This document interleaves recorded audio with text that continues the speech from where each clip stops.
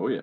Uh, so when you look at a scene like this and there is no tomorrow, I think, babe, to be clear with everyone that's listening, is that Coach or me, Spence, we're not saying you need to do everything today. You're not doing it all in one day.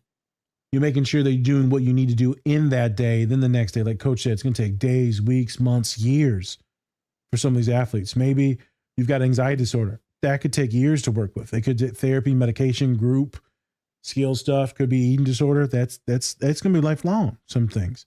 Mm-hmm. If you're going to be a trained athlete like Sagar does, it's going to take years to get you to the pinnacle of your profession, and then even more. Oh, yeah. And hours. Like I got kids that are fantastic athletes. I got kids that are violinists. They're talking like 4, 5, 6 hours a day.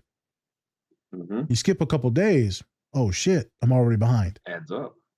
So when you talk about that, there is no tomorrow. When you say that to folks, or you got your kids that don't want to do stuff, but then you got your kids that like are perfectionists. Mm-hmm. And then if they screw up, have you seen that a lot where they screw up with a perfectionist and they're like, holy shit. And then they get really ashamed and freaked out and they start tweaking because they can't keep up with the days?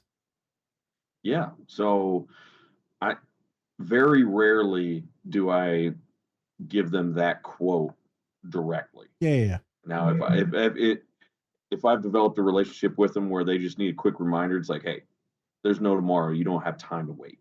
Yep. That's a different scenario. But most of the time, kind of coming back to some of the other stuff we've talked about in terms of education, I always say 1% better than you were yesterday. 1%. Whether it's you read one more page, you spent 10 more minutes on homework, you got 30 more minutes of sleep, 1%, little step. I don't care how big that step is to anybody else, but to you.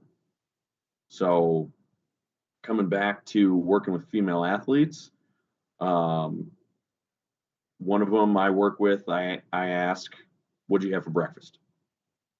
And it's not because I'm trying to force feed them. It's, okay, you're starting a trend here of, okay, I had peanut butter jelly sandwich. Not great breakfast, better than nothing. Then the next day, I had peanut butter jelly sandwich and a scoop of eggs. Okay, awesome. That stacked up. They did that a couple days in a row. Okay, so at the end of a week, I didn't recognize the person from 10 days ago, 7 days ago.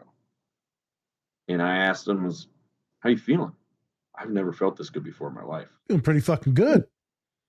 Like you see what 1%, one minuscule, what you think is a minuscule change can do over time. Now give me 4 years of that mentality. Take that to, okay, we're chipping away at the breakfast habit. Now let's chip away at sleep habit. Instead of staying up until, sorry, it sounds like a Blackhawks going by on my house. We got a small airport. I don't know if you guys can hear that. No. But anyway, let's, instead of going to bed at 2, 3 in the morning, let's try 1:30. We're working on that one now, where the average is 11:30 to 12:15. Hey. And same thing, Coach, I do better in class because I can pay attention. Right, you didn't wake up 3 hours prior to class, and you woke up at a reasonable time, got breakfast, then you went to class. Okay, so it's just the 1%. So that's really how I combat that kind of perfectionism or the doubters saying, hey, okay, you don't think this stuff works. Deal. Drink 10 more ounces of water today than you did yesterday. Just 10 ounces, a little bit more than a cup. Oh, that's not going to make a difference. 14 days later, it's, Coach, my skin has never looked this good. Right. 10 ounces over 14 days, it's 140 extra ounces over time. Yep. So, like, of course it's going to feel better. Yeah. Coach over here. the student like, my skin look good. Coach is like, I'm not gonna comment on that, but I'm happy for you. Yeah, I'm not. I ain't noticed. I don't even know you got skin, motherfucker. I thought you had scales. What the hell? Nuts. Good. Yeah, no, good shit. But like in your mind, you're like, hell yeah, you look a good kid. Like, good for you. Good for you, dog. I mean, that's when someone says something like that, it's like, all right, let's do it. Now our self-confidence is going up. Now we're going to push ourselves even harder to get in, whether it's building a relationship with a significant other, a classmate, or whatever. I know those things are going to start just stacking and stacking and stacking. Spence, man, he talking about 50 different things right now. So anyone listening, and hopefully folks are tuning in now right after we did the interview part, is you're getting this buy-in for a lot of folks that hit the pitfalls. Like our population spends, that procrastination, ADHD, depression, OCD gets in the way. And we're not talking about instant change. What he's just saying, little by little by little by little. It's so incremental that sometimes me and other therapists forget to like help students, clients, kiddos, adults break down the incremental bits to get better. Right? Coach is like, man, 10 ounces, a cup, one extra scoop of eggs. Like that's how small these changes do add up. I think that's really something good to stick on, as it's the smallest changes. My old coach used to say in high school, he's like, bro, you get better or worse every day. There's no such thing as stagnation. Stagnation. There's not a thing. He said, you get better or worse. That's been in my head. I said it all the time. And I don't have to get better when, maybe some people are like, oh, you need to get better on your weight, this or that. Something's got to be a little bit better. Did I learn something? Did I make someone smile? What did I do to better myself or someone else's day? Maybe did I work on my house? Was the shit perfect? No. Did I have full-blown panic attack and like yell at my dad and shit start crying? Yeah, I did. Did I get the fucking spark plugs done? I did. I got them done. And I learned how to do it. I could hate myself for how long it took, or I could just be really happy that I learned something new and I saved $350. Yeah. I put off things. Spencer puts off things. We do these things. Today, there is no tomorrow. Sometimes we need to remind ourselves, stop putting it off, man. And if you are, what's getting in the way? What's getting in the way? Are you anxious? Are you depressed? Are you sad? Are you fearful that you can't do it? If I try, then then it turns out like I do suck. So that's why students won't study sometimes. It's like, if I actually study for this test and I get a fucking D, like, so now I know I'm stupid. And it's not that the class is hard. I'm like legit stupid. And so you get a lot of people that self-sabotage. That's the next thing, is self-sabotage. And a lot of neurodivergent people self-sabotage all the time. Because there's that internal intrinsic thing that we suck. We believe that we suck. So why should I try? Me and Spence talk about relationships all the time with some of the homies and other people.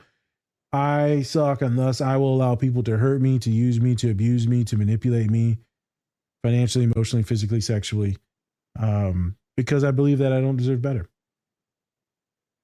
And I won't set boundaries with people because I don't deserve better. And they won't set boundaries with parents, coaches, themselves. So the scene is legit. I'm going to make sure you answer Spencer's one question. Why'd you pick Rocky 3? Like, you just love the Italian stallion? Because you said stallions. You brought up horses earlier. Is it just his chesticles that you love? Or like, I don't, because I know you love a good muscle, He